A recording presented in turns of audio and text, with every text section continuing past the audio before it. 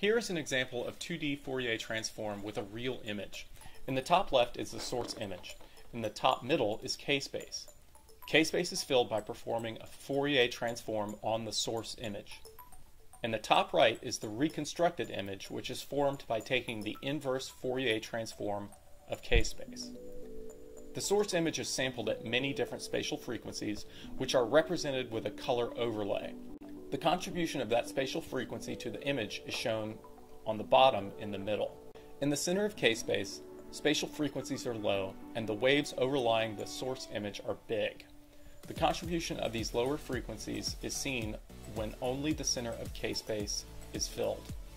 Large structures can be vaguely seen, but fine detail is blurred because fine detail is high spatial frequency data.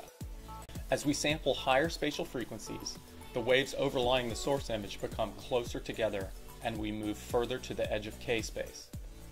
Looking at K-space, it becomes evident why we treat the center of K-space preferentially when performing MR. Low spatial frequencies not only give us information that's most important for seeing subtle contrast differences, it's also where most of the information in the image is stored. As we move away from the axes in K-space, data becomes very sparse.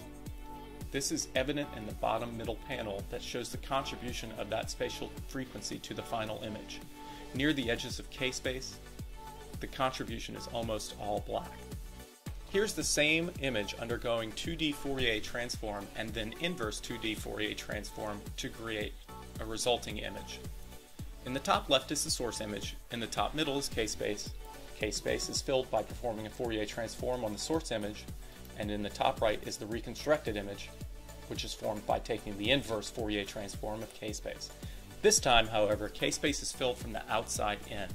High spatial frequencies are sampled first, and then lower spatial frequencies.